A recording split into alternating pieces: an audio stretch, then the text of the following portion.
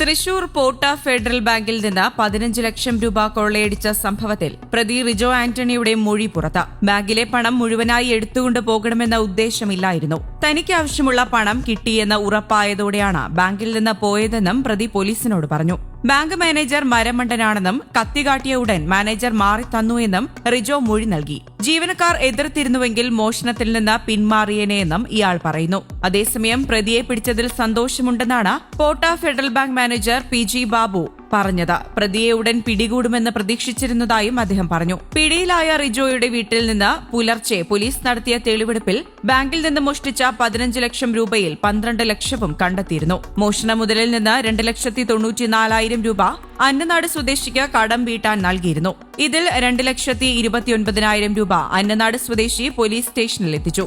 Bank ജീവനക്കാരെ ഭീഷണിപ്പെടുത്തി ബന്ദിയാക്കാൻ ഉപയോഗിച്ച കത്തിയും മോഷണ സമയത്ത് റിജോ ധരിച്ചിരുന്ന വസ്ത്രവും ഇയാളുടെ വീട്ടിൽ നിന്ന് പോലീസ് കണ്ടെടുത്തിയിട്ടുണ്ട്.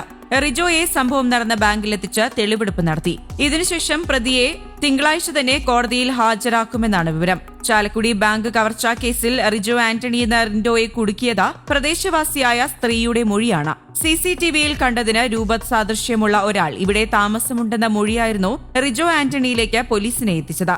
ബാങ്ക് കൊള്ളയടിക്കാനുള്ള പഴുതടച്ച ആസൂത്രണവും തയ്യാറെടുപ്പുകളും പ്രതി ഒരാഴ്ച മുൻപേ തുടങ്ങിയിരുന്നു. കൊള്ളയ്ക്കായുള്ള ആദ്യ ശ്രമം 4 ദിവസം മുൻപ് നടത്തിയെങ്കിലും ബാങ്കിന് മുന്നിലൂടെ പോലീസ് വാഹനം പോകുന്നത് കണ്ട് അവസാന നിമിഷം ശ്രമം ഉപേക്ഷിക്കുകയായിരുന്നു. തൊട്ടടുത്ത ദിവസം കാലാവധി കഴിഞ്ഞ ATM കാർഡുമായി ബാങ്കിലെത്തി. പ്ലാൻ റീവർക്ക് ചെയ്തു. ബുധനാഴ്ച ചാലക്കുടി സെന്റ് മേരീസ് ഫെറോന പള്ളിയിലെ അൻപുതിരുനാളിനിടെയാണ് സ്വന്തം സ്കൂട്ടറിൽ കൊള്ളയ്ക്ക് പോകാൻ മറ്റൊരു നമ്പർ പ്ലേറ്റ് മോഷ്ടിച്ചത്.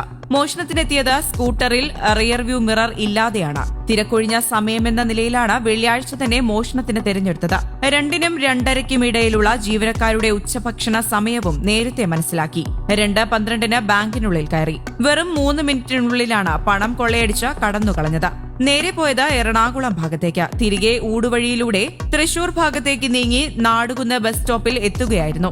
ജാക്കറ്റ് ഊരിമാറ്റി സ്കൂട്ടറിൽ കണ്ണാടി ഘടിപ്പിച്ച ശേഷം അവിടെ നിന്ന് നേരെ വീട്ടിലേക്ക് പോകാതെ ചെറുകുന്ന് ക്രഷർ വഴി വാഴക്കുന്ന് കാണിപ്പാറ എന്നീ സ്ഥലങ്ങൾ കറങ്ങി പഞ്ചായത്ത് കുളത്തിന് സമീപത്ത് കൂടിയാണ് വീട്ടിലേക്ക് എത്തിയത്.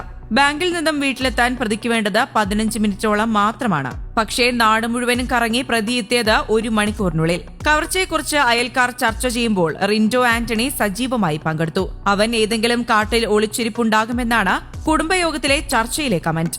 റിജോ ആന്റണി മോഷണം നടത്തുന്നതിന് തൊട്ടു മുൻപുള്ള ദിവസം അമ്പുതിരുനാളിൽ പങ്കെടുക്കുന്നതിന്റെ ദൃശ്യങ്ങളടക്കം പുറത്തുവന്നിരുന്നു. മോഷണശേഷം ജാക്കറ്റ് മാറ്റി ടീഷർട്ട് ധരിച്ച് സ്കൂട്ടറിൽ പോകുന്നതിന്റെ ദൃശ്യങ്ങളും പുറത്തുവന്നു. ചാലക്കുടി സെന്റ് മേരീസ് ഫൊറോന പള്ളിയിലെ അമ്പുതിരുനാൾ ആഘോഷത്തിനിടെ ആൾക്കൂട്ടത്തിനിടയിൽ റിൻഡോ ആന്റണി നൃത്തം ചെയ്യുന്ന വീഡിയോയാണ് പുറത്തുവന്നത്. ബുധനാഴ്ച രാത്രിയായിരുന്നു ആഘോഷം. മോഷണം ആസൂത്രണം ചെയ്യുന്നതിന്റെ ഭാഗമായാണ് റിജോ പെരുന്നാളിൽ പങ്കെടുത്തത്.